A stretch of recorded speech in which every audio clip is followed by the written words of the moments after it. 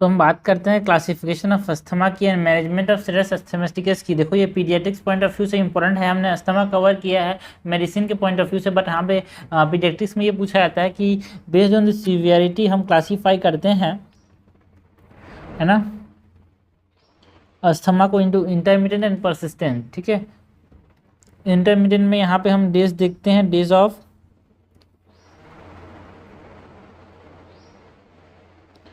Symptoms में less than 2 पर week है तो इंटरमीडिएट बोलेंगे। एंड यहाँ पे परसिस्टेंट को भी हम 3 प्रकार से यहाँ पे क्लासीफाई करते हैं। Persistent is also classified into 3 types, that is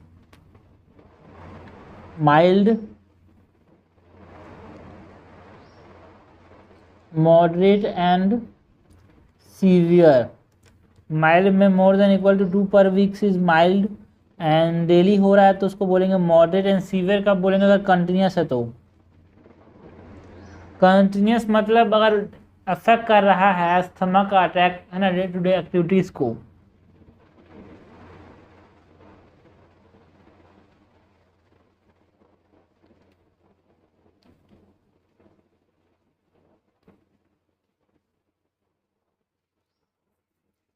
उसके बाद अगर हम नाइट की बात करें तो नाइट में अगर सिम्टम्स जो हैं लेस देन 2 पर मंथ हैं तो intermediate, and more than 2 equals to 2 per month is mild, and weekly in night is moderate, and very frequent in night is severe। अगर हम पीक एक्सपिरेटरी रिजर्व फ्लो की बात करें और peak expiratory flow rate की बात करें, PEFR की, peak expiratory flow rate value की बात करें, अगर it is more than 80 then it is intermediate यार, एंड परसिस्टेंट में भी it is more than 80 then it is mild type of persistent, and 60 to 80 तो ये क्या बोलेंगे इसको, मॉडरेट, एंड सीवियर कब बोलेंगे, लेस देन 60 है तो। ओके, उसके बाद मैनेजमेंट की बात करें, बच्चों में कैसे मैनेज करेंगे, कोई किसी को अस्थमा का अटैक आ रहा है तो status asthmaticus is a life threatening attack and are not responding to work conventional bronchodilator therapy.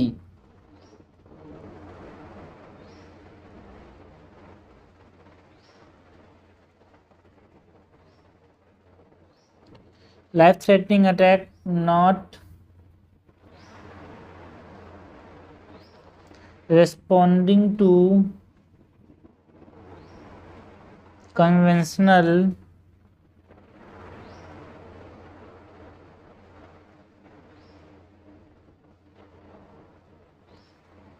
therapy and not responding to back to back nebulization like salbutamol। तो यहाँ पे क्या करेंगे, हम आगे प्रोसीड करेंगे मैनेजमेंट में।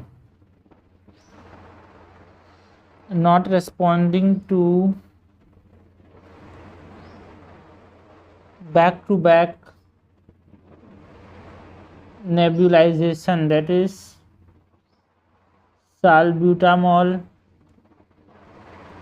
10, 20 एंड 40 मिनट में अगर रिस्पॉन्ड नहीं करे तो हम क्या करेंगे, पहले तो air way breathing and circulation को मैनेज करने की बात करेंगे, उसके बाद यहाँ पे ह्यूमिडिफाइड ऑक्सीजन देंगे, एंड उसके बाद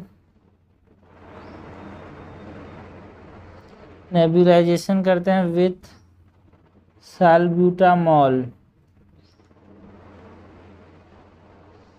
इसमें हम क्या देते हैं, बीटा-2 एगोनिस्ट देते हैं, एंड ये अगर काम नहीं आया तो उसके बाद नेबुलाइजेशन और nebulised ipratropium, it is anticholinergic। These are what? These are both bronchodilators, है ना। एंड इसके बाद अगर ये काम नहीं आया तो हम यहाँ पे IV हाइड्रोकोर्टिसोन दे सकते हैं,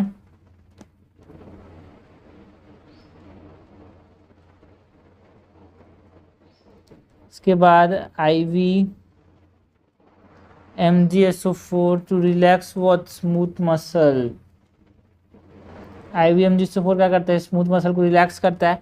IV hydrocortisone it relieves inflammation, so it is anti inflammatory.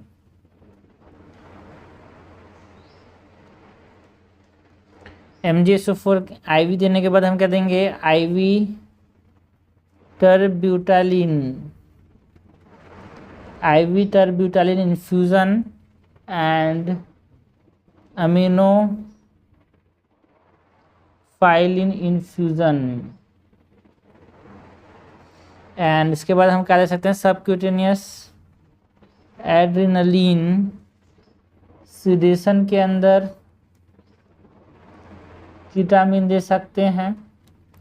And mechanical ventilation,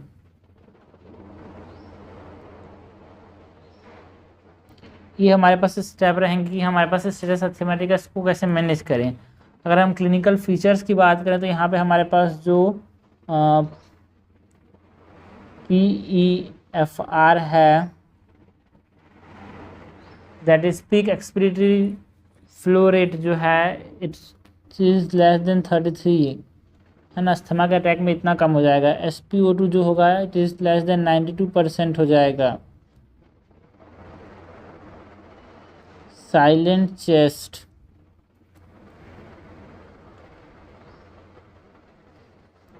feeble respiratory efforts,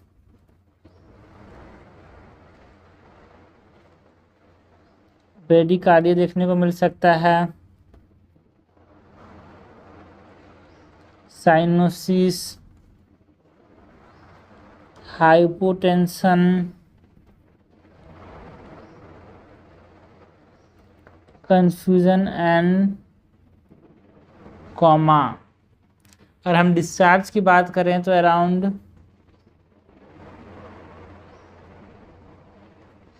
1 to 2 days steroid के बाद डिस्चार्ज कर देते हैं। Okay, so this is all about what management of status asthmaticus and classification of asthma यार, जो कि paediatrics point of view से बहुत इंपॉर्टेंट है।